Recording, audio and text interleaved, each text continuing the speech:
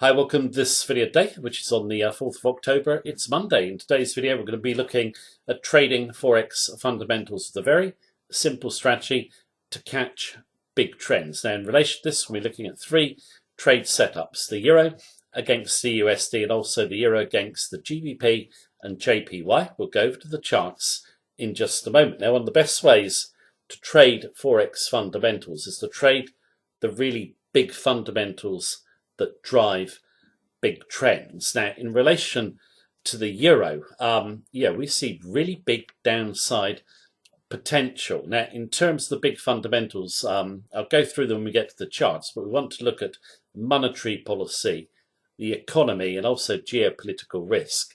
And it's not looking good for the euro. Right, what we're going to do is we're going to go and take a look at the trade setups just before we go over the charts. So please do keep in mind, it is my view as of right now. It could, of course, change in line with the market actions and conditions. If you want to learn all our trading techniques and also get our daily technical sentiment analysis of 14 FX pairs, including the three we're going to look at right now. All you need to do is go to the link beneath this video. You can click on it and get live access to our member center. You can also join our Facebook group of traders if you wish. Follow our Facebook page and check out our recommended regulated ECN broker. And I'm just getting ready to do my updates in the member center for the end of the day, so I'm going to use the charts from there. So let's go and take a look at that. First chart, Euro USD. Now, in terms of, if you're a regular viewer of our videos, you'll know we've been bearish of the euro for a while. Now, in terms of a while, I mean, when we topped out above 122, we took a trade all the way down, then got stopped out just below the 118 level. Ran a little bit to the upside into the 119 level, testing these candles here. Come off the level, 118.60, and we've come down about 240 pips since then, and we're rallying a bit. Now, this rally will fail in our view. It's just a correction of oversold. I'll go through how to play this trade in just a moment if you wish to do so, but let's have a look at the big fundamentals behind the chart. Now, I want to start first of all with the economies, growth expectations, and here what you have effectively is US GDP. Here, this is the coronavirus hit. Look at the US economy recover. Look at the hit Eurozone takes, not really recovering at all. US GDP is 3 times the growth rate in Eurozone, and that gap will widen, which is bullish for the USD. Now, the next chart I want to look at is going to be to do with monetary policy. Now, we know that the Federal Reserve in the US are looking to cut back stimulus this year. That is bullish for the USD. The central bank in Eurozone cannot cut stimulus back, just simply because the zone is in such bad shape. It's taking a really big hit at the moment, which I'll come to in a moment. The poorer countries of the zone need stimulus to basically stay afloat. And look at the ECB increasing stimulus. They're not going to stop anytime soon. Their stimulus now is equivalent to nearly 80% of Eurozone GDP, Fed just 36.8. Obviously got negative rates in the zone. Their money printing is not going to stop. That is also bearish for the euro. The other bearish fundamental that's come into play. Sorry, I've gone to the wrong page. I know I haven't. My apologies. Let me go to here. Make it a little bit bigger. Eurozone is really suffering with the spike in energy costs, much more than the US, the UK, or Japan. This is natural gas and electricity spot price going parabolic. Okay, now in terms of the EU, they just totally messed up their energy policy, particularly natural gas, where they've hardly got any reserves and are heavily reliant on Russia. Mr. Putin will be very happy. Now, in terms of the energy impact on Eurozone, I just want to show you this chart here, which comes from Rabobank. Here are commodity price spikes, okay? Obviously the big one is energy. These blue lines are recessions.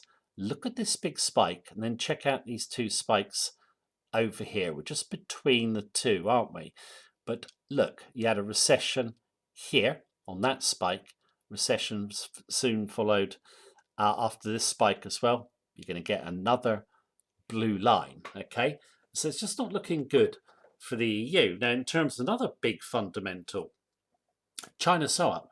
China SOAP impacts on the EU because they do so much trade with China, particularly Germany. And I won't go through the graphs on the China SOAP. You can look them up for yourself. That's another bearish fundamental. So what we have effectively is nice move down. That was just a correction of oversold. This is just a correction of oversold. I think it will fail back to the previous lows. That candle took them out, yeah? So I'm looking to fail back to here, into this level here, 117, big level. That's where our stop is behind. This moment in time, we've taken in some profit down here. We're going to place it back in here.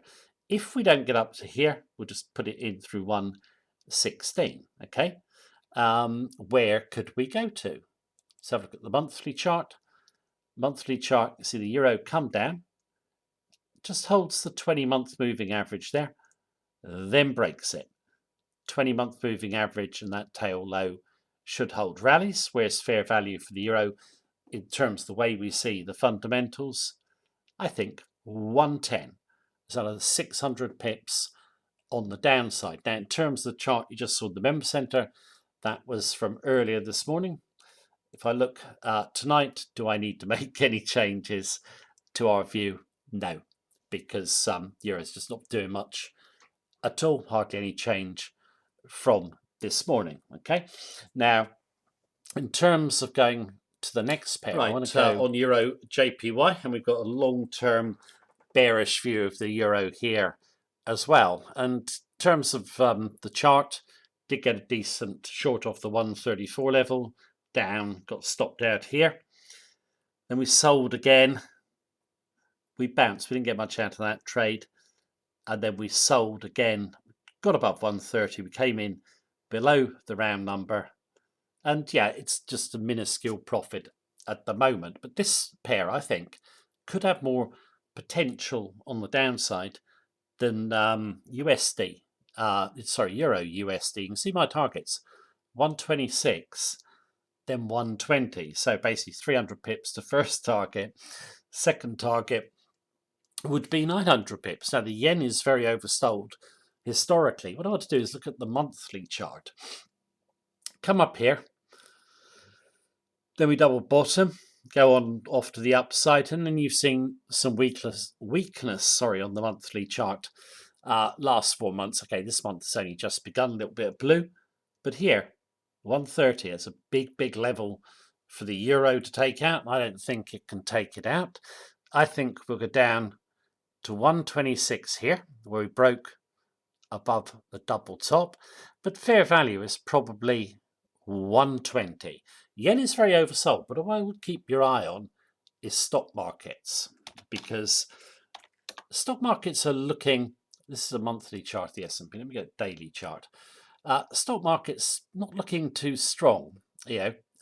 Came down, tried to rally back, coming down. If we can get through today's low, that will firm the yen. If you start to see big stock market weakness, the yen becomes the currency that appreciates the most, even more than the US dollar, which gains from stock market weakness. So watch the stock market in relation to the yen. Now, in terms of trading this pair, this level here, we're testing it this morning, and yeah, we think it will hold, and we're looking really for 128 to break. So you could take 128 or a move below 129, which I think has actually occurred tonight. So let's have a look at it. Euro JPY. Yeah, we've come back through the 129 level. So you could put a little short in if you're bearish like us, and then look to double up or add through 128, say 127.80, clear the round number, then see if she runs. Okay, a lot of downside potential in our view. Let's go back to the charts, daily charts, and look at the next pair, which is here at GBP. This is a bit of a scrappy chart, but I've got the feeling it could turn into a big trend. And talking about energy impact on economies, this big blue here is all to do with energy problems in the UK, and then you get some follow on. And yeah, I was looking at that and thinking, actually, you know what?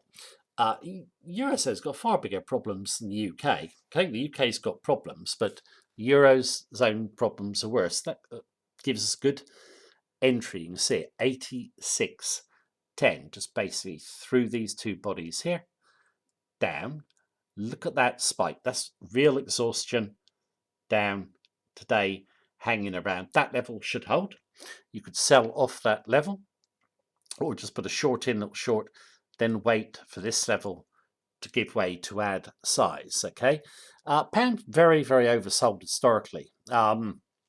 Also, in terms of monetary policy, Bank of England are going to tighten rates quicker than Eurozone. Economy, in our view, is in better shape. Let's have a look at the monthly chart, because I've got a target here of 80. So let's have a look. Sorry, can't type. Euro GBP, it's the daily. Let's go. You can see what's happened today. Got red again. After I did my update this morning's monthly chart, you've got the 85 level here, okay? But I would wait maybe for that spike to give way, 84.50. Then, I'm not too interested in these candles here. The big support zone is here at 80. That is fair value in our view. So for patient trend followers, I think this could be a good trade as well. I know the price action pretty scrappy, but yeah, if we look at the fundamentals for Eurozone, they're terrible, and they're not going to get better. They're going to get worse. So for us, all three trade setups look good. And in terms of your trading, yeah, big fundamentals, you do not need to sit around your screen. You just check twice a day like we do. So it's a very time efficient way of trend following. Okay, so yeah, we shall see what happens with these trades. But today, that's the end of the video. Thank you for watching it.